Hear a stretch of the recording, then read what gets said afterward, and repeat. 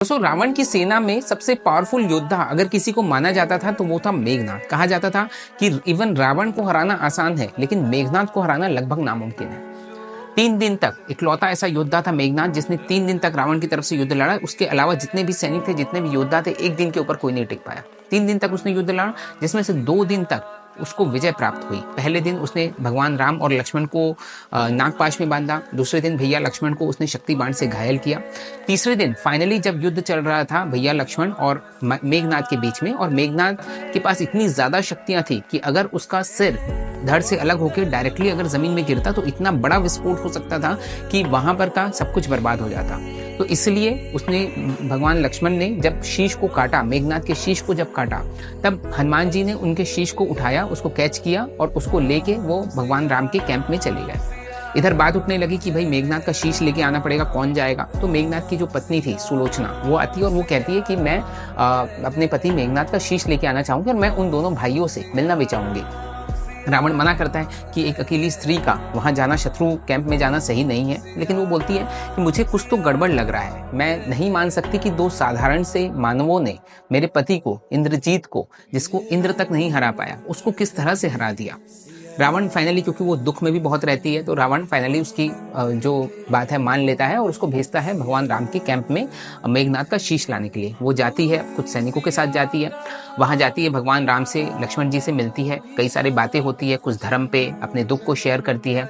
कुछ देर बाद वो खड़ी होती है, अपने सैनिकों को बोलती है कि आपने अगर मेघनाथ का शीश ले लिया है तो अब हम चलते हैं। अब मुझे यकीन हो गया है कि इन्हीं 2 भाइयों ने मेरे पति मेघनाथ को मारा है। तो सैनिक लोग भी आश्चर्य करते हैं कि कुछ देर पहले आप बोल रहे थे कि ये मार ही नहीं सकते, ऐसा क्या दिख गया आपको इन दोनों भाइयों में?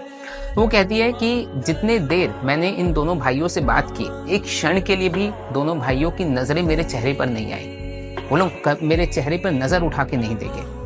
जिनका कैरेक्टर इतना ज्यादा हाई है, जिनका चरित्र इतना ज्यादा उच्च है, ऐसे ही लोग मेरे पति को मार सकते थे, ये मैं जानती थी। दोस्तों, अगर आप भगवान राम और रावण की सेना को, भगवान राम और रावण के साइड को कंपेयर करें तो हर चीज में आप देखेंगे कि रावण हर चीज में 21 था। आप देखेंगे ज्यादा पावरफुल, ज्यादा बड़ी सेना किसके पास थी?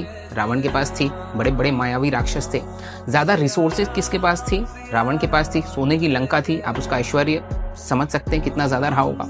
ज्यादा पूजा पाठ कौन करता था? ज्यादा बड़ा शिव भक्त कौन था? रावण था। अपने शीश को काट कर वो भगवान शिव को चढ़ाता था। ज्यादा बड़ा ज्ञानी कौन था? वो भी रावण था। रावण ने शिव तांडव स्त्रोत की रचना की थी।